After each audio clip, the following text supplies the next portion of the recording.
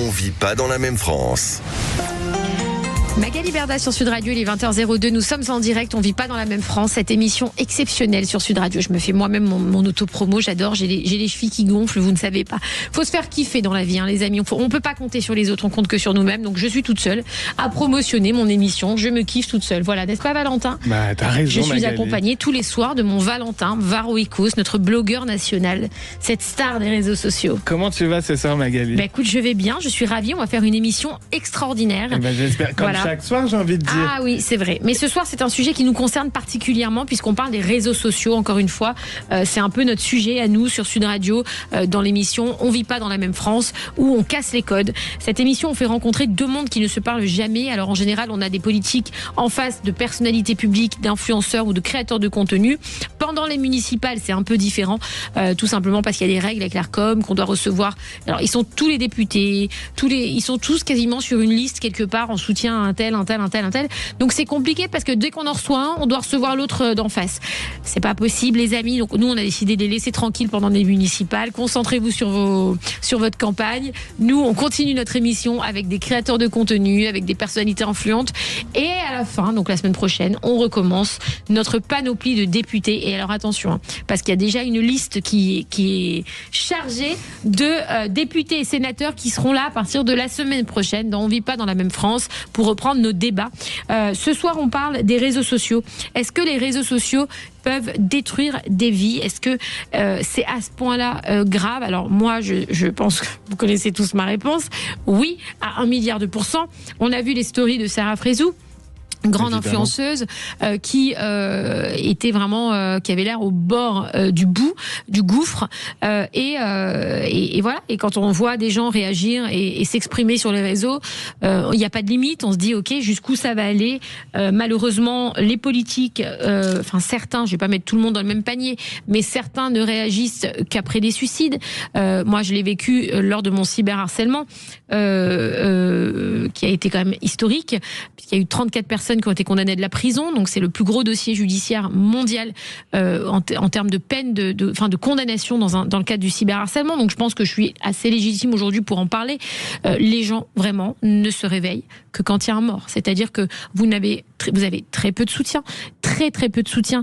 Le but du cyberharcèlement, je le rappelle, vraiment en préambule de cette émission, c'est de salir une personne, de la rendre tellement sale que le but c'est de l'isoler pour que personne ne la fréquente et que la personne se foute en l'air. Moi j'appelle ça c'est criminel, c'est-à-dire que tant que la personne ne s'est pas tuée, les gens ne s'arrêtent pas, ils vont vous pousser à bout jusqu'à la mort. C'est quand même triste parce que c'est fait en public et que les gens ne réagissent pas jusqu'à ce que malheureusement la personne soit morte. Je prends l'exemple par exemple de Mehdi Saucisson, cet influenceur qui s'est donné la mort l'année dernière, qui vivait du cyberharcèlement aux yeux de tous, comme j'ai pu en vivre, et puis qui s'est donné la mort. Et là, il y a eu des tonnes de manifestations une fois qu'il était mort, mais pendant qu'il recevait ces messages, pendant qu'il vivait tout ça devant tout le monde, où étaient les personnes, les politiques qui se sont réveillés après, une fois qu'il était mort. Et c'est malheureusement ce que moi, personnellement, et ça n'engage que moi, et là je le dis, moi en tant que Magali Berda, pas animatrice de Sud Radio, mais moi en tant que personne ayant vécu ça, on en a marre en fait d'entendre. Moi, quand je vois les manifs, quand je vois les plateaux, certains personnalités, alors certaines, et notamment certaines, je vais pas citer son nom aujourd'hui, mais je suis en colère contre une personne qui a fait un livre récemment sur le cyberharcèlement, etc. et qui bon. J'ai pas envie de rentrer là-dedans maintenant. Je m'emballe, je parle sur le coup de l'émotion. Veuillez m'excuser, mais c'est des sujets qui me touchent profondément. Mais voilà, agissez quand les gens sont encore vivants et faites des choses quand les gens sont en vie plutôt que d'attendre qu'ils soient morts pour venir faire genre vous pleurer sur leur tombe et vous voulez changer les choses. Donc ce soir, pour parler de ce sujet, on reçoit Cédric Rostin, qui est créateur du podcast et compte Instagram Papatriarcat, en face de Joseph Taillefer, qui est essayiste, auteur de Plastic Bashing, l'intox au Cherche Midi et secrétaire général de Plast Alliance. France et on va parler du thème des réseaux sociaux. Est-ce que les réseaux sociaux détruisent des vies? Alors, je vais présenter nos deux invités de ce soir. On va commencer par Cédric Rostin. Cédric, merci d'être avec nous. Merci pour l'invitation. Avec plaisir. Vous êtes le créateur du podcast et du compte Instagram Papatriarcat. Ouais. Devenu une référence pour repenser la place des pères dans notre société. À travers vos contenus, vous abordez des sujets essentiels comme la parentalité, l'égalité au sein du couple. Alors c'est marrant parce qu'hier on a fait un sujet sur les machos, les sexistes, oui. etc. Pareil. Mais c'est vrai qu'il y a aussi, et je suis entièrement d'accord avec vous, il y a un problème aujourd'hui des fois dans la place des papas. Voilà, c'est un sujet essentiel. C'est l'égalité au sein du couple également à ce niveau-là. L'éducation des enfants, la déconstruction des stéréotypes masculins. Votre approche à la fois accessible et engagée invite chacun à se questionner et à construire une paternité plus consciente et impliquée, suivie par une large communauté. Vous vous imposez aujourd'hui comme une voix importante dans les débats autour des masculinités et des nouveaux modèles familiaux. Merci pour cette description, c'est extrêmement complet. Alors, qu'est-ce qui vous a poussé à créer Papatriarcat au départ ? Au départ, c'est une idée de ma compagne. Il faut remettre ce qui lui appartient. Et nous, c'était vraiment, en fait, on a fait des choix éducatifs, vous savez, qui sont souvent assez décriés. On fait l'éducation sans violence, qui respecte les droits des enfants. On a fait du cododo, de l'allaitement. Notre plus grande a été allaitée 4 ans, etc. Donc voilà, on a fait plein de choix et pour les personnes qui ont des enfants qui nous écoutent, en fait, quand on fait des choix parentaux, généralement, il y a toujours quelqu'un qui vient nous donner son avis sans qu'on lui ait demandé, bien entendu. Et donc, j'ai appris à trouver des sources, à argumenter, en fait, et à défendre un peu nos points de vue. Et ma compagne disait, tiens, il y a jamais de mecs qui en parlent de la paternité, surtout sur ces thèmes-là. Ça serait pas cool que tu lances un podcast. Et comme j'étais justement en réorientation professionnelle à ce moment-là, j'ai profité pour le lancer, mais à la base, c'était juste un petit truc militant comme ça, un peu engagé, mais je pensais pas du tout que ça prendrait comme ça. Elles sont bien les idées des femmes quand même. Oui, incroyable. Les mais femmes il faut écouter ces femmes. Derrière tout grand homme, non, c'est quoi Derrière chaque homme se cache une femme, je crois. Une grande femme. Ouais, et ça serait bien justement qu'on les remette à leur juste place devant ou à côté. C'est ce que je dis à mon mari tous les jours, mais il ne veut pas m'écouter. Voilà. Quel a été le déclic personnel dans votre vision de la paternité ? Je pense que ça a été le fait que je voulais pas. Moi, j'ai grandi dans les années 80-90 avec une éducation qui a été à la fois très enrichissante sur le plan de l'autonomie, on va sûrement s'en reparler, etc. Mais aussi avec beaucoup de violence. Le pack classique, les gifles, les fessées, etc. Les punitions. Et je voulais pas reproduire ça. Ce que je voulais pas être, c'était un père dont les enfants auraient peur. Vraiment, ça, c'était le truc. Sauf qu'en fait, j'avais aucune représentation autour de moi, de gens que je connaissais. Je ne savais pas ce que c'était. Donc il a fallu que je construise ça tout seul. Donc j'ai plongé dans les documentaires, les livres, les podcasts pour aller chercher ce qui pouvait être intéressant et surtout ce qui allait fonctionner, parce que vous savez, il y a des choses un peu inaccessibles qui m'intéressaient pas. Et donc voilà, comment est-ce que je me suis construit vis-à-vis de ça. Le déclic, il était là. Et bien sûr, le déclic aussi, c'était la naissance de ma fille en 2018. Là, maintenant, elle a 7 ans et demi. Donc ma grande et mon plus petit a 2 ans. Et de découvrir cet amour inconditionnel dans les yeux de son bébé au premier pot à pot, c'était incroyable. Aujourd'hui, quel père cherchez-vous encore à devenir ? Je suis plutôt content de père que je suis, sans fausse modestie, parce que je suis un père totalement imparfait, mais qui sait réparer, qui sait reconnaître ses torts et qui sait du coup montrer à ses enfants qu'on peut se tromper, mais qu'on est responsable de ses émotions, qu'on est responsable de la qualité de la relation qu'on donne, et qu'on est responsable aussi du respect des droits des autres, parce que c'est important de savoir défendre ses droits, mais il faut aussi respecter les droits des autres. Donc voilà, je suis un père totalement imparfait, et du coup je deal bien avec ça. Alors, on reçoit en face de vous Cédric Joseph Taillefer. Alors, Joseph, merci d'être avec nous ce soir. Merci de votre invitation. Alors, vous êtes essayiste. Tout à fait. Alors, je sais ce que c'est un essayiste, c'est quelqu'un qui écrit un livre. Tout à fait, un essai, tout à fait. Nous, on est vraiment l'émission pour les nuls. Moi, je le revendique complètement. Moi, j'ai toute une éducation à faire. Et pourtant, j'ai eu mon bac avec mention bien, j'ai fait des études de droit, etc. Mais voilà, il me manque plein de bases et j'apprends plein de choses grâce à cette émission, notamment le mot essayiste. Je ne comprenais pas avant ce que c'était la différence entre un auteur, un écrivain, un essayiste. Donc, on l'a expliqué plusieurs fois dans l'émission. Vous êtes auteur de Plastic Bashing, l'intox. C'est celui-là. Exactement. Voilà, je le montre pour nos amis qui nous regardent en live. Le seul livre à ma connaissance sur le marché qui défend l'industrie plastique, qui dit autre chose, on va dire, que ce qu'on a l'habitude d'entendre, de lire ou de voir. Ah non, mais je lisais votre dédicace, j'adore. Il m'a écrit à Magali, à la reine des influenceurs, un livre sur le matériau roi. Sur les matériaux rois. Alors attendez, parce que pour moi, plastique bashing, ça veut dire silicone. Non, c'est pas ça, c'est quoi? Ah, ça on parle de la chirurgie plastique, mais c'est vrai que le mot plastique, c'est le fait de donner une forme en fait à la chose, c'est une propriété. Ça veut dire quoi ce titre de livre? Si vous devez m'expliquer à moi, qui suis pas un culte, pas du tout, je suis loin d'être un culte, mais en 3 mots, pourquoi je lirais ce livre? Alors, si c'était possible de le faire en 3 mots, j'aurais pas fait 288 pages. Oui, et mon éditeur aurait été, on va dire, assez attristé. Mais en l'occurrence, c'est que le plastique est quelque chose de très particulier, notamment en France, et je le vois pas, on va dire, dans les autres pays qui nous entourent. C'est qu'on a depuis quelques années, on va dire, un bashing médiatique, des attaques médiatiques, notamment par les réseaux sociaux, notamment par des mouvements d'influence qui essayent, en fin de compte, de détruire cette industrie en France. Et moi, je me suis dit, mais comment peut-on se battre? Comment peut-on se défendre? Et à un moment donné, je me suis dit, mais il y a au moins une dizaine, vingtaine de bouquins contre le plastique. Le plastique, c'est dangereux. Le plastique, c'est du poison. On va tous mourir, etc.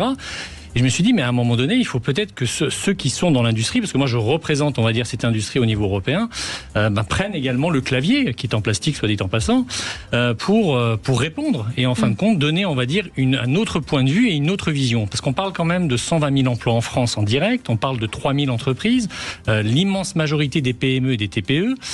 C'est une industrie, dans mon prochain livre d'ailleurs, qui arrivera en septembre, je vais dire que ceux qui dominent, on va dire, l'industrie des plastiques domineront le monde, parce qu'au final, les États-Unis, la Russie, les Saoudiens, le Moyen-Orient, même l'Iran, l'Inde, tous ces pays-là peuvent être en désaccord sur beaucoup de sujets, mais s'il y a un sujet sur lequel ils sont d'accord, c'est qu'ils n'ont pas envie de diminuer leur production de plastique.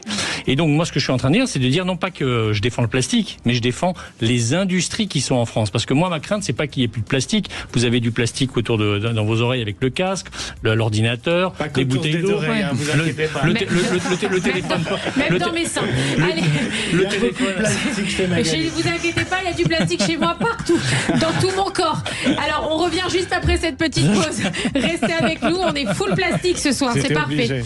Non, mais tu... Sud Radio. Sud Radio. Parlons vrai. Parlons vrai. Sud Radio. Parlons vrai dans la même France. Magali Berda sur Sud Radio, il est 20h15. On vit pas dans la même France. Ce soir, on parle de plastique. On parle pas de plastique, mais on est en train de parler de plastique. Mais on parle des réseaux sociaux. Et on reçoit sur ce sujet Cédric Rostin, qui est créateur du podcast et compte Instagram Papatriarcat, et Joseph Taillefer, qui est essayiste, auteur de Plastic Bashing, l'Intox, au Cherche Midi.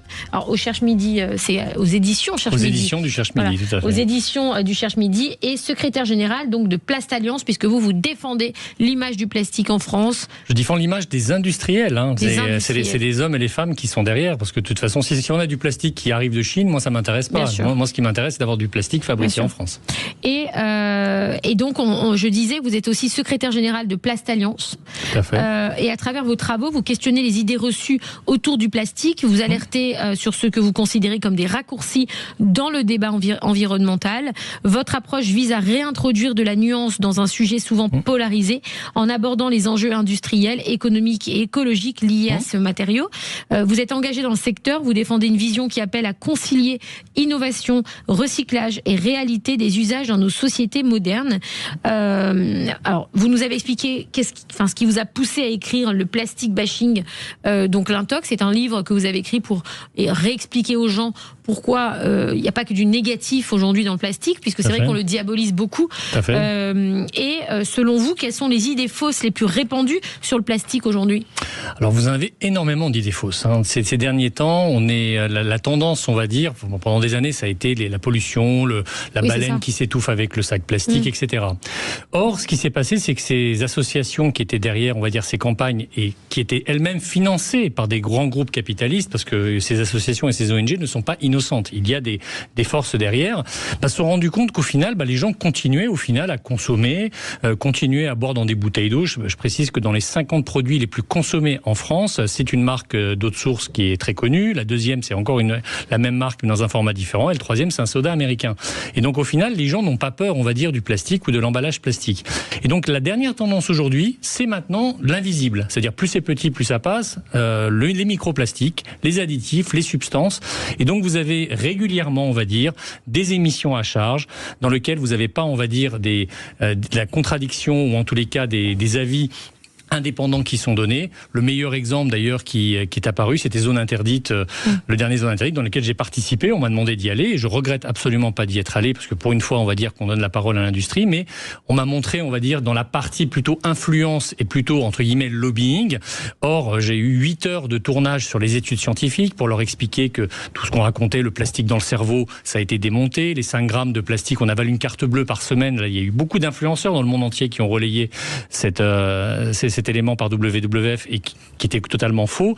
Et résultat, au final, on a, on va dire, tous les antiplastiques qui s'expriment sur la dangerosité du plastique, prétendue dangerosité, et au final, vous n'avez absolument pas les études indépendantes de l'EFSA, l'Agence européenne de sécurité alimentaire, des différents instituts indépendants qui disent qu'aujourd'hui, celui qui vient vous dire que le plastique ou le microplastique est dangereux aux conditions dans lesquelles nous sommes soumis, je suis désolé, c'est un menteur. Aujourd'hui, il n'y a pas de preuve de dangerosité, et je rappelle quand même que quand vous allez dans un hôpital, c'est quand même le meilleur laboratoire du plastique. Quand on a eu le Covid, on nous a mis des masques sur le visage. Les masques, la composition, c'est pas du tissu, c'est du polypropylène. Donc on vous a mis un bout de plastique sur le visage et on vous a dit ça va vous protéger votre santé. Donc si on m'explique que le plastique, on faut pas le respirer, il faut pas le mettre sur la bouche parce qu'on va s'intoxiquer, à ce moment-là, il faut attaquer l'État en justice. Les préservatifs, etc. Enfin, à un moment donné, il faut arrêter. Je veux dire, aujourd'hui, on est vraiment dans une désinformation qui est quand même malheureusement très prégnante, on va dire, dans les médias. Et le livre, je le reconnais, a quand même permis d'ouvrir le débat. C'est-à-dire que ça m'a permis quand même d'être invité dans des émissions. Je dis pas toujours, quand je suis toujours encore minoritaire, on va dire, en termes de volume d'audience, mais quand même, avant, on n'avait pas la voix de l'industrie plastique. J'ai pu passer sur France Inter, j'ai pu débattre sur France Inter, sur Europe 1, sur LCI, vraiment sur de la plupart des médias. Et on a réussi à ouvrir le débat. Je dis pas que j'ai réussi à convaincre tout le monde. Il y aura toujours des gens qui sont toujours persuadés, on va dire, de ce qu'ils ont entendu ou de ce qu'on leur a dit pendant des années sur les réseaux sociaux notamment. Mais aujourd'hui, il y en a aussi certains qui se posent des questions et qui se disent, est-ce qu'on n'est pas en train de vivre ce qu'on a vécu avec le nucléaire, où je rappelle que pour ceux qui ont connu la partie nucléaire, il y avait un bashing du nucléaire il y a 20 ans qui était incroyable, avec des mensonges incroyables et sur lesquels, qu'est-ce que ça a entraîné ? L'arrêt de l'industrie nucléaire, le retard, etc. Et moi, je veux éviter qu'on arrive à ça. Et comme je suis en activité, je suis pas du genre à attendre de partir à la retraite pour faire un bouquin pour dire voici ce qu'on aurait dû faire, je suis en activité, je fais un bouquin sur ce que je vis aujourd'hui et je dis attention parce que dans les autres pays européens, il n'y a pas du tout le même discours sur le plastique. C'est un peu comme les influenceurs, les gens ils aiment bien les bâcher en France. Alors oui, certainement les gens... Les influenceurs, on dirait on parle de démons toute la journée. Oui, et puis il y a cette espèce d'amalgame quand même de les influenceurs. Il y a quand même toute une strate de différents niveaux, de différentes applications. Non mais les gens, ils font vite des raccourcis. Enfin, les influenceurs, vous êtes là, vous êtes la culture du vide, vous êtes ceci, vous êtes cela, etc. Alors que dans d'autres pays, moi qui travaille avec des influenceurs à l'international, les influenceurs sont super bien vus, super respectés. D'ailleurs, les influenceurs qui sont issus, alors qu'on les aime ou qu'on les aime pas, en tout cas, on leur enlève pas le talent qu'ils arrivent à fédérer des gens sur leurs réseaux sociaux. Donc ils y arrivent quand même. C'est un vrai talent de fédérer autant de gens sur ces réseaux sociaux toute la journée. Quand ils sont en France, ceux qui sont issus de télé-réalité ne sont pas invités à certains événements, puisque certaines marques, certains événements ne veulent pas s'associer avec des gens issus de télé-réalité. Et les mêmes influenceurs qui sont à Dubaï sont invités dans des soirées de marques de luxe. C'est-à-dire qu'on passe même pas sur des petites marques, on parle sur des marques de luxe. Moi, j'ai vu des soirées et on a été invité à des soirées qui étaient extraordinaires, ou à Dubaï, au contraire, vous avez tant de followers, vous arrivez à fédérer des gens qui sont pas là pour vous juger, vous avez tant de followers, vous êtes invité, point barre. Alors qu'en France, on ne veut pas s'associer avec un tel. Mais on adore tuer nos talents, c'est toujours comme ça. C'est triste parce qu'effectivement, on catalogue vite les gens, et c'est un peu le défaut qu'on a, nous les Français, c'est de mettre tout le monde dans le même panier, de mettre tout le monde dans des cases. Et moi, je lutte contre ces cases depuis des années. C'est pour ça que je ne fais pas que des amis, mais parce que je suis anti-case. Et pour moi, il faut pousser les gens qui réussissent à aller encore plus loin, plutôt que de les enterrer vivants et de les pénaliser tout de suite. Alors, ce soir, du coup, on parle justement de nos réseaux sociaux. On va parler de ce sujet parce qu'on revient sur l'affaire de Sarah Frézou. Sarah Frézou, qui est une influenceuse de télé-réalité, qui compte combien d'abonnés, Sarah Frézou, Valentin ? 2,1 millions sur Instagram et 2 millions sur Snapchat aussi. Et 1 million sur TikTok. Elle doit avoir 5 millions d'abonnés en tout. Pareil, qu'on l'aime ou qu'on l'aime pas, Sarah Frézou, c'est une personne qui a réussi de nulle part. Alors, elle a fait de la télé, mais c'est qu'elle a réussi à faire ses castings. Elle a réussi à ressortir à l'écran, c'est-à-dire que les gens l'ont repéré puisqu'ils se sont abonnés à son compte. Elle a réussi à les fédérer sur ses comptes à elle personnels. Elle a aujourd'hui donc quasiment 5 millions d'abonnés. Elle est à la fois aimée et à la fois détestée. J'ai envie de dire un peu comme tous les gens qui ont 5 millions d'abonnés. On n'est pas tous Léna Situation. Hein. Léna Situation, elle a une base fan qui est quand même très très bienveillante. D'autres ont beaucoup de haters, on appelle ça. Alors quand je dis bienveillante, elle reçoit du cyberharcèlement aussi. De toute façon, tous les influenceurs, tous les gens sur les réseaux prennent du cyberharcèlement. Mais Sarah Frézou, c'est vrai qu'elle en a quand même reçu énormément. Alors il y en a qui justifient qu'elle a eu un comportement déplacé dans les anges de la télé-réalité, qu'elle a maltraité certains de ses collaborateurs, de ses copains dans l'émission, donc elle mériterait ce cyberharcèlement aujourd'hui, etc. Je le redis encore une fois pour nos auditeurs et pour les gens qui nous écoutent et surtout les jeunes qui nous suivent, rien ne justifie le cyberharcèlement. Même si vous fautez dans votre vie, vous ne méritez pas d'être cyberharcelé. Moi-même ayant été cyberharcelé par Booba, et aujourd'hui je peux le dire puisqu'il est mis en examen et que le parquet a demandé son jugement, je ne souhaite pas à Booba d'être cyberharcelé comme il me l'a fait, parce que je ne vais pas souhaiter à quelqu'un tout ce dont je combats. Donc si vous avez fait une erreur ou si vous voyez une personne qui vous a déplu par son comportement, ne la harcelez pas. C'est pas comme ça que vous allez lui faire comprendre qu'il ne fallait pas faire ça à ce moment-là. Donc Sarah Frézou, moi je considère qu'elle a été cyberharcelée sur les réseaux sociaux. Ce qu'elle a fait dans son passé, c'est pas à moi d'en juger. En tout cas, elle a suscité récemment une vive inquiétude en publiant sur Snapchat une série de messages alarmants, laissant penser à un possible passage à l'acte. Tout le monde a dit, voilà, Sarah Frézou est sur le point de se suicider. C'est clairement ce qui est ressorti sur les réseaux sociaux. Elle y exprime une profonde détresse, évoquant la haine qu'elle subit sur les réseaux sociaux, des difficultés familiales également, une rupture amoureuse et un sentiment d'être le problème de tous. Se disant épuisée, elle adresse des mots d'adieu à ses proches et évoque l'idée de se supprimer, provoquant une forte réaction de ses abonnés.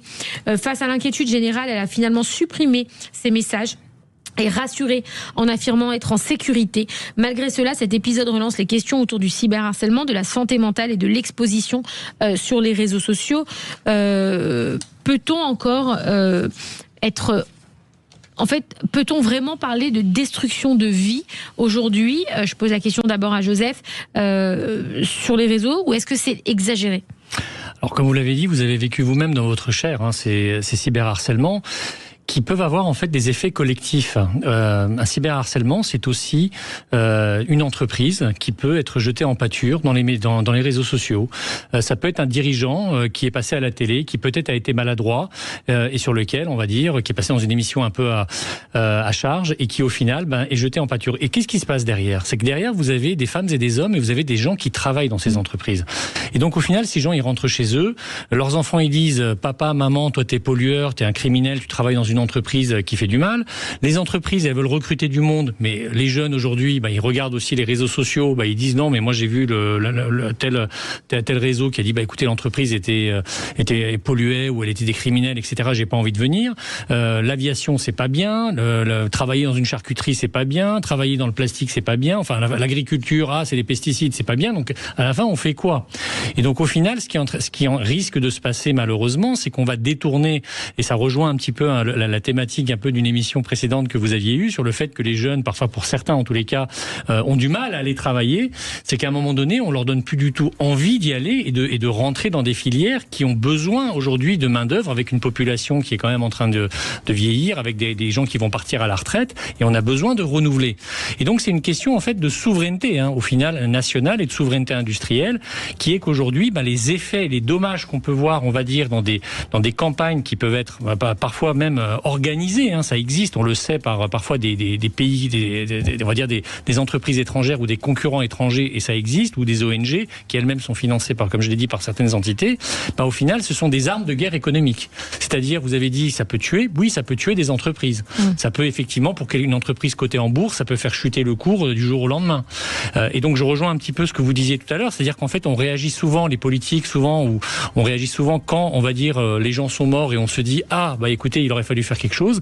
Et ben, idem également pour l'outil industriel. C'est pas quand l'industrie sera morte qu'il n'y aura plus d'industrie qu'il faut se réveiller. C'est nous, notre société est partie en redressement judiciaire à cause de Booba et on a obtenu là une saisie conservatoire de 40 millions d'euros en dédommagement.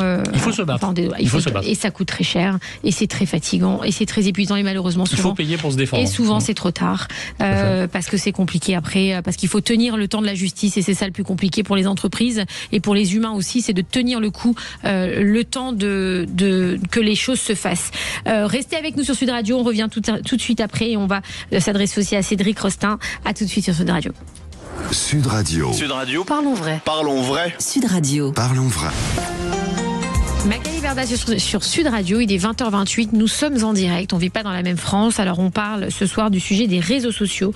Les réseaux sociaux détruisent-ils des vies? Alors on reçoit pour ce sujet Cédric Rostin qui est créateur du podcast et compte Instagram Papatriarcat et Joseph Taillefer qui est essayiste, auteur du Plastic Bashing, l'Intox aux éditions Cherche Midi et secrétaire général de Place Alliance, alors qu'il nous expliquait que les réseaux sociaux ne tuent pas que des vies mais peuvent tuer aussi même des entreprises. Ce qui est vrai, je vous rejoins totalement. Cédric Rostin, est-ce que pour vous, les réseaux sociaux détruisent des vies ou peuvent détruire des vies? Oui, ça peut. Je pense qu'il faut pas se leurrer, il faut pas se mentir, il faut pas se voiler la face là-dessus. Ça peut. Vous avez subi du harcèlement d'une manière très violente. J'en subis régulièrement de la part de différents courants. Voilà, c'est terrible, mais je pense qu'il faut pas non plus voir ça que sous cet angle-là. Les réseaux sociaux, ça sauve aussi des vies. Je pense à l'influenceuse, notamment sur la santé mentale, Mia Labitbol, qui alerte souvent, notamment sur le sujet de la jeunesse, sur le fait que ça permet aussi de rencontrer des gens, de savoir qu'on n'est pas tout seul en fait, parce que quand on habite dans un petit village comme moi j'ai grandi par exemple, et qu'on peut avoir une différence ou même un sujet de santé mentale, on peut être vite stigmatisé. Et donc les réseaux sociaux, ça permet aussi d'avoir ces informations-là, de se rendre compte qu'on n'est pas seul et de trouver du soutien. Ça peut aussi faire tout l'inverse, on est d'accord. Mais ça peut aussi être ça, et je pense que c'est important. Je pense aussi à mes amis de militants psy, Mathilde et Loïc, qui font un travail formidable d'information sur la santé mentale, de prévention, etc. Tout ça, ça existe. Donc je pense que ça, c'est vraiment important de rappeler que c'est un outil, les réseaux sociaux. C'est comme un marteau, si vous voulez. Vous donnez un marteau à un serial killer, il va aller tuer des gens. Vous donnez un marteau à un charpentier, il va vous faire un toit. Donc c'est aussi simple que ça. La différence, quand même, enfin c'est aussi simple que ça, non. La différence, c'est qu'après, il y a quand même des algorithmes, il y a des choses qui rentrent en ligne de compte. On voit bien que la polarisation, que la violence, que le fait de partir dans un sens extrême, ça, les algorithmes, ils les aiment bien. Hein. Et ça, par contre, c'est un vrai sujet aussi. On parlait des entreprises, mais aussi ces entreprises qui gèrent les réseaux sociaux ont une responsabilité. Alors, certaines, comme Meta, c'est pas pour le défendre spécialement, mais font quand même un peu le taf, des fois, notamment en termes de comptes adolescents, etc., pour les plus jeunes. Ça serait étonnant qu'ils s'inquiètent aussi des plus vieux. Mais voilà, donc pour moi, oui, bien sûr, ça peut détruire la vie, mais attention, ça reste un outil. Ça peut aussi en sauver, ça peut aussi permettre à des gens de sortir de leur isolement. Et ça, faut pas l'oublier. Alors nous, ce que vous dites, c'est très vrai. Quel rôle jouent les plateformes dans tout ça? C'est un vrai sujet. Moi, je pense que vous allez comprendre. Alors, moi, quand j'étais dans le feu de l'époque qui était très très compliquée, on a plusieurs fois alerté donc sur les agissements donc de Booba. Instagram a décidé de résilier son compte Instagram. Il les a assignés. Il a même gagné en assignation pour qu'Instagram lui remette son compte, et Instagram a refusé malgré la décision de justice en disant c'est nous qui sommes maîtres de notre plateforme et nous on considère qu'ils ne respectent pas les conditions et les codes des bonnes conduites de la plateforme. Donc même s'il y a une décision de justice, on ne lui remettra pas ses comptes. Ce que n'a pas fait Twitter. Et ce que n'a pas fait Twitter. Donc moi dans mon dossier j'ai une plateforme qui a réagi et une plateforme qui n'a pas réagi. Et pire que ça, nous Twitter a carrément écrit à partir du moment où il y a eu les premières arrestations de mes cyberharceleurs, pas avant, parce qu'on écrivait régulièrement à Twitter en disant s'il vous plaît réagissez, c'est insupportable, c'est pas tenable, il va y avoir un drame. Et ils ne répondaient pas. Ils ont répondu à partir du moment où il y a eu les premières arrestations, et à ce moment-là ils se sont excusés entre guillemets, si je peux dire ça comme ça, sur une lettre par un avocat, et en disant qu'ils étaient d'accord de retirer les 250 derniers tweets de Booba sur moi, mais et qu'ils reconnaissaient qu'il enfreignait les règles de bonne conduite, mais qu'il ne supprimerait pas son compte. C'est-à-dire qu'ils sont conscients qu'il enfreint les règles de bonne conduite, c'est-à-dire qu'il ne se comporte pas bien. Et quand vous avez une plateforme qui vous l'écrit noir sur blanc, et vous dites, mais c'est qu'en fait, ils ne veulent pas agir. On sait pourquoi. Ils ne veulent, oui, ça ramène de l'argent. Mais ça fait des impressions. Évidemment, ça fait des impressions. Mais donc, ça veut dire que les plateformes aujourd'hui sont conscientes de ce qui peut se passer, sont conscientes qu'il peut y avoir des drames. Moi, c'est pour ça que je mets à l'honneur Instagram, puisqu'ils ont réagi. Mais je dis aussi la vérité sur ce qui s'est passé tout à l'heure.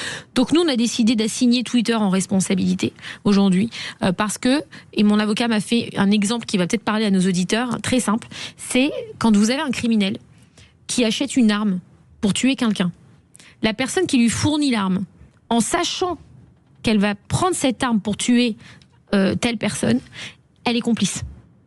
Elle est complice. À partir du moment où Twitter fournit le support pour tuer quelqu'un en sachant et en écrivant noir sur blanc que la plateforme est consciente que la personne enfreint les règles à l'encontre de un tel, c'est qu'elle est complice. Donc nous, on a décidé d'aller jusqu'au bout et d'assigner Twitter en responsabilité. C'est ce qu'on est en train de faire et j'espère que cette procédure qui est longue et que je mène depuis des années maintenant pour apporter jurisprudence pour les jeunes aujourd'hui ou les gens qui n'ont pas les moyens de mener ces combats qui sont si longs et si chers.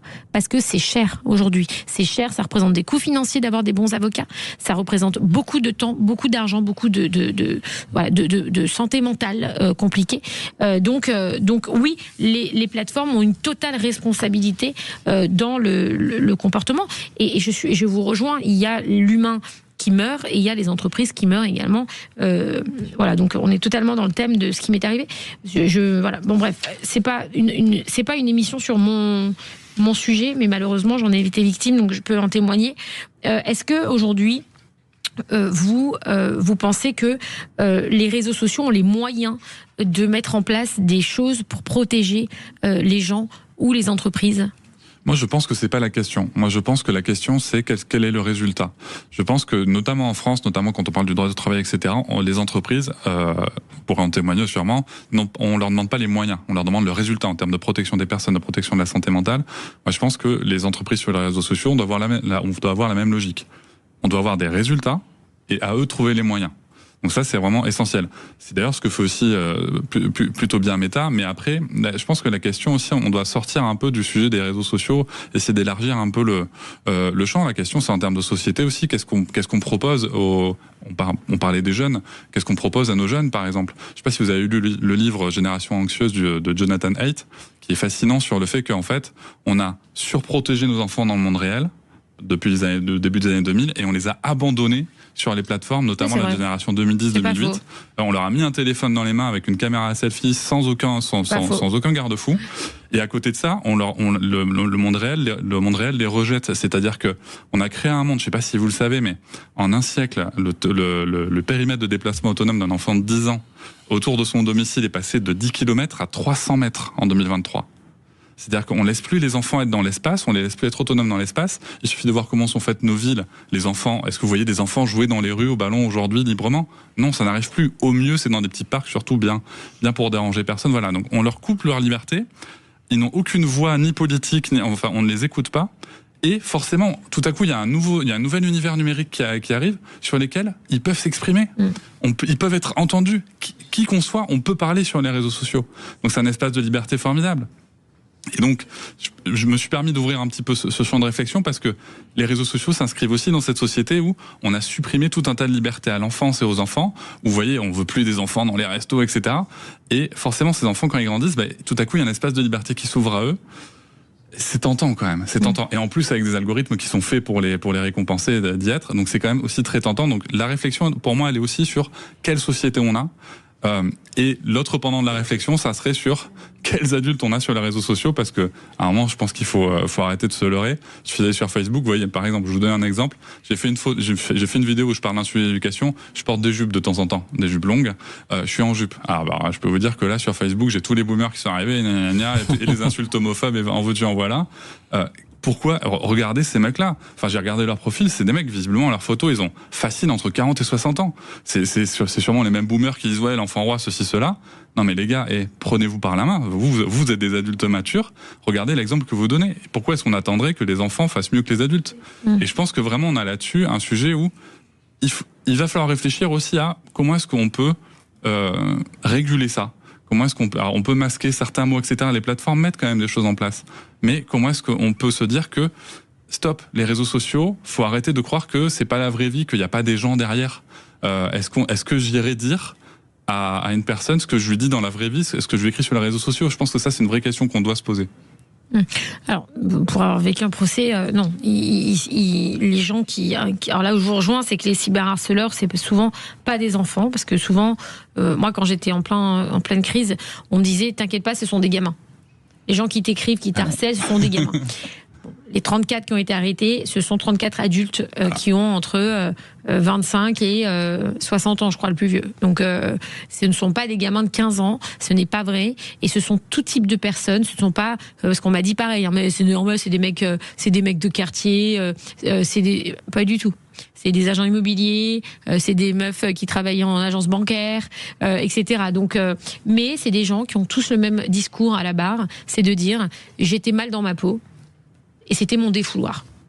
Voilà l'excuse que quasiment les 34, à quelques exceptions près, ont tenu en disant c'était mon défouloir, je me sentais mal, j'ai un traumatisme depuis que je suis jeune, j'ai été abandonnée, je me sens pas bien, j'étais mal dans mon travail, j'étais mal ceci, j'étais mal cela. Les réseaux sociaux sont devenus les défouloirs anonymes, qui pensent être anonymes des gens. Et ils y vont sans aucun scrupule et sans imaginer une seule seconde les conséquences que ça peut avoir sur un humain ou sur une entreprise. De dire n'importe quoi sur une entreprise, de balancer, c'est comme nous, toutes les accusations d'escroquerie, de pratiques commerciales trompeuses qu'on a pu avoir, où on en a payé les conséquences dramatiques, alors que après des contrôles de la DGCCRF, après une enquête par le parquet, se sont avérés classés sans suite systématiquement. Et ça, c'est compliqué parce que c'est très dur. Et je vous rejoins là-dessus, vraiment, Joseph. C'est que pour un entrepreneur, c'est très dur parce que l'entreprise, c'est le bébé d'un entrepreneur. Et un entrepreneur qui perd sa société injustement ou qui la voit s'effondrer, ça pousse aussi au suicide. Ça pousse aussi au suicide des entrepreneurs qui ont mis tout leur argent, toute leur vie, toute leur énergie, qui ont sacrifié tout leur vie familiale, etc. Et qui voient tout se détruire parce que un tel et un tel racontent n'importe quoi et que tout le monde s'embarque dans l'histoire, ça tue aussi les gens. Donc c'est vraiment quelque chose de dramatique. Est-ce que pour vous, Joseph, le fait d'être connu sur les réseaux, le fait d'être célèbre, une entreprise qui est connue, une entreprise qui est célèbre, ou un être humain qui est célèbre, est-ce que c'est un petit peu le prix à payer pour la célébrité ? Alors, célébrité, si on parle, on va dire, de mon cas personnel et de l'organisation que je représente, on est une organisation dont le but est aussi de faire de l'influence. Ça veut dire vraiment aussi de discuter, de convaincre les politiques, de leur faire prendre conscience que des mesures qu'ils ont pu prendre étaient complètement erronées. Donc, d'une certaine manière, cette popularité, quand on est populaire, dans le sens où on va dire on nous connaît, ou en tous les cas qu'on est reconnu, ça donne de l'influence dans l'action qu'on mène. C'est-à-dire que le politique aussi, il craint aussi ce qu'on va dire dans les médias, que je passe ici ou dans d'autres, sur des chaînes de télévision. Je peux relater une bonne ou une mauvaise expérience. Et en général, je me prive pas de le faire. Quand ils font du bon boulot, je le dis. Quand c'est du mauvais travail, je le dis aussi. Mais moi, je l'ai vu. Moi, j'ai vu, si on prend zone interdite, j'ai vu des messages sur Instagram, j'ai vu des messages sur le Google, on va dire, l'adresse Google de mon organisation, avec un étoile. Bon. Après, moi, j'ai les entreprises, nos adhérents, ils disent, écoutez, ça veut dire qu'on a fait le travail, quoi. Ça veut dire qu'au final, il y a tous ces gens-là qui viennent nous dire, vous devriez avoir honte, vous êtes né avant la honte, vous devriez même pas exister, comment vous pouvez faire la promotion du plastique, vous empoisonnez nos enfants, etc., etc. Mais en tous les cas, j'ai envie de dire, Churchill disait, voilà, si on n'a pas d'ennemis, c'est qu'on n'a rien fait. Donc, à un moment donné, ça montre aussi que, on est dans l'action. Donc, à un moment donné, j'ai presque envie de dire, si personne ne vient me chercher, si personne ne vient nous critiquer, si personne ne vient, on va dire, de manière même massive ou plus ou moins massive, ça veut dire qu'au final, on n'a pas fait grand-chose non plus. Donc, d'une certaine manière, et moi, je le prends toujours comme ça veut dire, moi, personnellement, mais après, tout le monde n'est pas comme moi non plus, mais moi, je suis pas du tout affecté, on va dire, par les messages que je peux lire, et je le mets aussi beaucoup sur le compte de l'ignorance, on va dire. Il y a beaucoup de gens qui ne savent pas, et qui répètent, et on retrouve souvent, d'ailleurs, les mêmes patterns, et à ce niveau-là. Alors, restez avec nous sur Sud Radio, on revient juste après cette petite pause. À tout de suite. Sud Radio. Sud Radio, parlons vrai. Parlons vrai. Sud Radio. Parlons vrai. On vit pas dans la même France. Magali Berda sur Sud Radio, il est 20h43, nous sommes en direct, on vit pas dans la même France. On parle ce soir d'un sujet très intéressant sur les réseaux sociaux. Les réseaux sociaux détruisent-ils des vies? On s'en parle ce soir avec Cédric Rostin, créateur du podcast et compte Instagram Pas Patriarcat, et Joseph Taillefer, qui est essayiste et auteur du Plastic Bashing, l'Intox, aux éditions Cherche Midi, et secrétaire général de Plast Alliance. Valentin, comment ça réagit sur les réseaux sociaux? Eh ben, ça réagit très bien. Et d'ailleurs, il y a une question pour toi cette fois-ci. C'est différent des autres émissions. J'ai une question de Marie. Alors, elle nous demande: je suis victime de harcèlement sur les réseaux sociaux et je ne comprends pas pourquoi les professeurs me demandent-ils de quitter les plateformes plutôt que de sanctionner mes harceleurs. J'ai l'impression d'être puni à leur place. Je vis cela comme une profonde injustice. Bah, elle a raison. Elle a totalement raison. C'est d'ailleurs ce qu'on dit à toutes les personnes qui sont beaucoup chez les filles. Moi, quand j'ai vécu mon cyberharcèlement, certains très grands producteurs, dont je ne citerai pas le nom ce soir, m'ont dit: mais écoute, c'est de ta faute. T'as voulu la notoriété, t'as voulu t'exposer, t'as qu'à pas faire d'antenne. Tu fais du business, t'es une femme d'affaires, t'as rien à foutre à l'antenne. Donc, t'as qu'à couper tes réseaux sociaux. Voilà. Et là, j'ai regardé cette personne qui est producteur, animateur, et je lui ai dit: mais dans ces cas-là, je peux te retourner le même compliment. Pourquoi toi, tu aurais le droit de t'exposer et d'être un businessman extraordinaire, et tu t'exposes, et moi, parce que je suis une femme, ben, je ne dois pas m'exposer parce que je suis une femme d'affaires, entre guillemets. Et c'est souvent ce qu'on dit aux gens qui sont victimes de cyberharcèlement: quitte les réseaux sociaux. Et ça, je trouve ça mais ce qui est grave, c'est que c'est elle qui se fait harceler, et c'est elle c'est comme à l'école, ça veut dire celui qui se fait harceler à l'école, il faut lui faire changer d'école, mais c'est pas le harceleur, il reste dans l'école. C'est incroyable. Il y a d'une part ce même problème qu'on retrouve dans la vie réelle, c'est-à-dire que c'est la victime, mais même pour les violences intrafamiliales, etc. C'est la victime. C'est très récent que ce soit l'agresseur qui s'en aille. Donc il y a ça, et puis en plus d'autre part, on la confond dans son rôle de victime. Moi, j'ai fait un épisode, le 125, avec le docteur Philippe Haïm, que je vous recommande, et qui nous explique que on n'est certainement pas responsable de la violence qu'on subit, mais on n'est pas forcément impuissant ou impuissante aux remarques qu'on nous fait.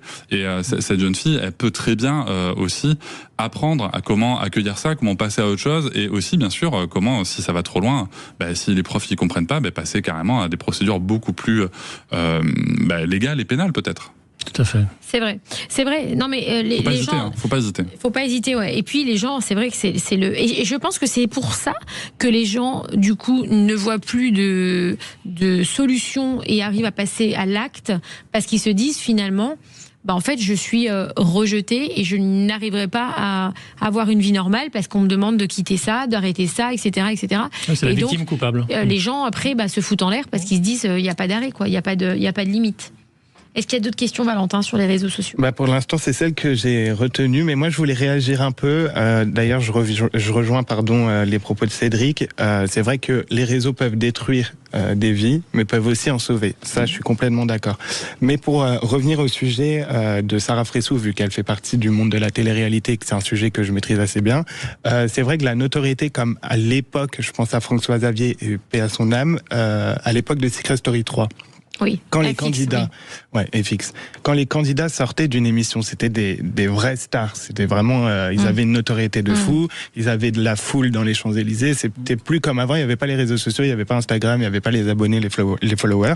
Mais je pense à FX qui a très très mal vécu justement sa notoriété, et qui malheureusement a été mis dans une émission où il pensait être la star du programme, et il en est sorti de cette émission en n'étant pas vraiment la star. Et il était assez critiqué et détesté, et il a voulu perdurer dans le temps. Un an après, il est revenu dans Secret Story 4 avec un single parce qu'il pensait que ça allait marcher, et il voulait absolument de la notoriété. Enfin, c'était son rêve en fait d'être connu. Il a fait carré VIP, ça a été déprogrammé au bout de 2 semaines, et malheureusement il a mal vécu cette notoriété. Il est tombé dans la drogue, dans les substances illicites, et du coup je pense à lui. Ou je pense aussi au cas de NJ, qui est tombé dans une grosse dépression après Secret Story 3 aussi, décidément, et qui elle aussi voulait a essayé de faire une tentative de suicide comme d'autres, tu vois.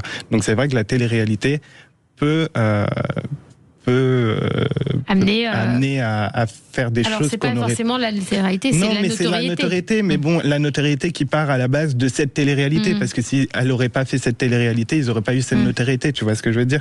Mais c'est vrai que les réseaux sociaux, comme la notoriété, ça peut amener parfois à faire des choses qu'on ne voudrait pas. C'est vrai.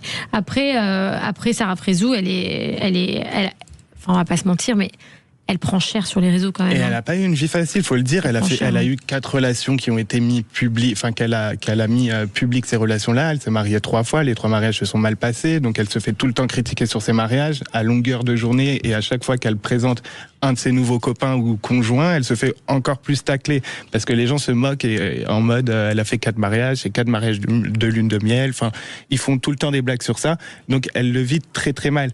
Mais c'est pas une méchante fille. Moi, je la connais très bien, Sarah Frézou, et ça me fait de la peine pour elle. Yannick. Bah écoute, moi je suis un petit peu mitigé parce que moi aussi j'ai été, je suis sur les réseaux sociaux. Avant j'ai fait un petit peu de télé sur C8 dans l'émission de Mathieu Delormeau, pour tout te dire. J'étais obèse et je m'étais pris une vague de harcèlement en mode t'es gros, etc. Et en fait, au contraire, je l'ai pas mal vécu, je l'ai très bien vécu, et grâce à ça j'ai perdu 65 kilos. Je me suis fait opérer, etc. Ça m'a donné cette motivation pour me dire, je passe à autre chose. Donc, je comprends qu'il y en a qui sont plus faibles que d'autres, mais je pense que, en fait, chaque personne est totalement différente, comme pour la drogue, etc. Il y en a qui réagissent mal, il y en a qui réagissent moins bien, même si la drogue c'est mal et il faut absolument pas en prendre.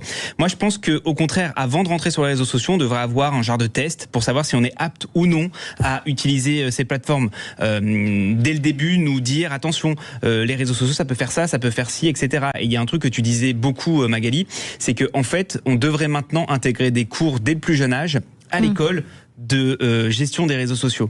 Et je pense que dès qu'on arrivera à faire ça, on aura résolu une grande partie du gros problème qui se passe actuellement sur les réseaux sociaux. Oui, c'est vrai. Enfin, faut surtout quand même apprendre aux gens à pas insulter sur les réseaux sociaux. C'est surtout ça. Malheureusement, ces gens-là, on les changera pas. C'est pas bien, etc. On peut aussi leur couper l'accès. Parce que sinon, on se retrouve en fait dans le même cas de cette jeune fille qui doit quitter les réseaux alors que ses agresseurs. Alors, il y a une loi là que je crois alors je veux pas dire de bêtises, mais je crois qu'elle a été, il y a un truc qui est passé là maintenant sur les sanctions des cyberharceleurs qui peuvent être bannis de réseaux sociaux pendant tant de temps.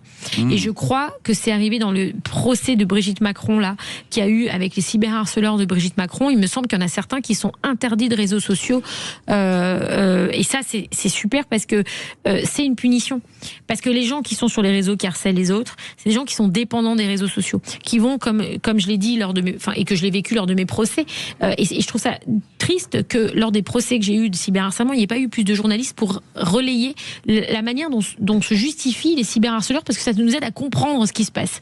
Et en fait, ils disent c'est notre défouloir.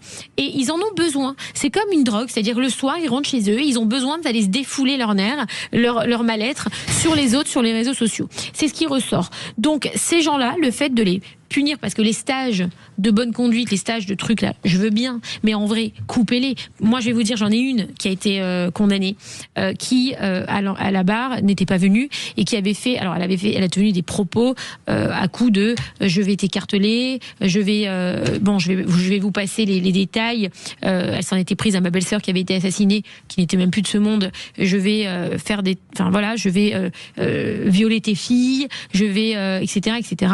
Donc des propos extrêmement grave. Elle n'était pas venue. Elle avait rédigé toute une lettre d'excuses que son avocat avait gentiment lue à la barre. Elle a été condamnée. Et quand elle a été condamnée, cette même personne a fait des tweets. Parce que la condamnation était faite. Donc elle s'est dit, maintenant je suis condamnée, j'ai plus rien à perdre. Et elle est partie refaire des tweets. Et Magali Berda, c'est une folle. Et à cause de cette folle, j'ai été condamnée. Et vous allez voir ce que je vais lui faire, etc., etc. Et pourtant, elle a été condamnée à un stage de citoyenneté, enfin un stage de lutte, de sensibilisation au cyberharcèlement. Et moi, j'aurais préféré que cette personne, au lieu de faire un stage de sensibilisation, parce que ça leur fait rien du tout, qu'elle soit interdite des réseaux pendant au moins 2 ans, pour qu'elle fasse un sevrage de cette haine et des réseaux sociaux. Et je pense que c'est ça qui va nous aider, qui va peut-être faire comprendre à certains. Il faut les sevrer. C'est comme les gens qui sont dépendants du casino ou de l'alcool. Il faut faire un sevrage. Il faut faire un sevrage parce que c'est une dépendance. La haine, le défouloir des réseaux, c'est une dépendance. Et ça, malheureusement, les gens ne le comprennent pas suffisamment. On les empêchera pas. Il faut les couper complètement. Mais ça, on peut le faire que si on met fin à l'anonymat. Parce que tant qu'il y a parce que c'est un grand sujet aussi, hein, il y a du pour et du contre de chaque côté. Mais de dire voilà, on va bannir pendant 6 mois ou 1 an, mais ils se reconnectent avec d'autres. Et souvent d'ailleurs, enfin moi ce que je constate en tous les cas quand je vois par rapport à l'industrie, c'est souvent des comptes anonymes, quoi, hein, ou en tous les cas des pseudos. Hein. Moi, les gens qui m'insultent, ils ont ce grand courage hein, de pas avoir de compte avec 0 abonné, 0 machin. Mais après, ce qui est intéressant, c'est moi j'ai interviewé il y a pas longtemps la militante Tiffany avec son avocate Violaine de Philippis qui a gagné un procès assez historique face à ces cyberharceleurs misogynes, et même pour des faits qui étaient que ces agresseurs qualifiaient d'humour, même pour avoir publié un mème, juste un mème, des gens ont été condamnés. Donc ça, je trouve ça très bien, parce que quand même, il y a un moment où la justice, parfois, elle est capable de dire, là, stop, on arrête les conneries, on passe à autre chose. Bien sûr. Et vous pensez pas que c'est un petit peu particulier d'interdire des gens de réseaux sociaux? On peut interdire des gens, par exemple, de gérer une entreprise. Pourquoi? Parce que quand on crée une entreprise, on nous demande notre carte d'identité, on nous demande un certain nombre de documents qui prouvent notre identité. Bloquer quelqu'un qui n'a plus le droit d'utiliser les réseaux sociaux, si les plateformes ne jouent pas le jeu et qu'elles n'intègrent pas, par exemple, France Connect, qui est pour moi, hein, et je le dis à chaque fois, la meilleure astuce pour savoir si une personne appartient, parce que c'est relié directement aux impôts, on peut savoir si elle est majeure, mineure, etc. S'il n'y a pas ça, en fait, le problème, il ne sera pas résolu. C'est-à-dire que je prendrai la carte d'identité de mon ami, je prendrai la carte d'identité de ma mère, que sais-je, et puis on passera outre. Donc soit on met France Connect, soit les plateformes sont obligées de gérer ça en fonction, et pas seulement une carte d'identité prise en photo, parce que être bloqué de réseaux sociaux par une décision de justice, c'est bien beau. Mais je te promets que la semaine d'après, ils ont un compte avec une autre identité. Donc en fait, c'est bien beau de prendre des décisions, mais avant de prendre des décisions, faisons en sorte que ça puisse être applicable. Oui, puis techniquement, on peut toujours prendre un VPN et se faire un compte dans un autre pays et venir insulter en France. Hein, je veux bien dire, sûr, bien sûr. C'est tout à fait d'accord. C'est compliqué. Et d'ailleurs, les Chinois, et j'ai rien contre les Chinois, et au contraire, les Chinois, on les accuse de plagier, etc. Sauf que eux, ce qu'ils ont fait sur TikTok, ils ont pris le problème à l'envers. Ils ont interdit TikTok et ils ont créé leur TikTok chinois. Comme ça, ils peuvent le contrôler, etc. Nous, on accepte d'avoir des plateformes comme ça qui viennent de l'étranger, de faire n'importe quoi, de les laisser gérer comme ils veulent, les GAFA, hein, Meta, etc. Alors c'est très bien, hein, on peut au moins communiquer avec les gens, mais après on s'étonne qu'il y ait des gens qui décèdent à cause des plateformes parce que ils sont déprimés, parce que ils se font harceler du matin au soir. Enfin, moi ça m'exaspère d'entendre ça. Après, le modèle chinois, c'est de la surveillance de masse aussi. Hein. C'est de la surveillance de masse, mais au moins ils appliquent des choses. C'est-à-dire que c'est une application qui est utilisable uniquement dans leur pays. Il y a toujours, on va dire, une contrepartie. On va dire, est-ce qu'on est prêt à payer cette contrepartie-là? Je sais pas. Alors, on va passer aux questions Flash and Cash. Les questions Flash et Cash. Alors, on va passer aux questions Flash and Cash. C'est le moment préféré de nos auditeurs.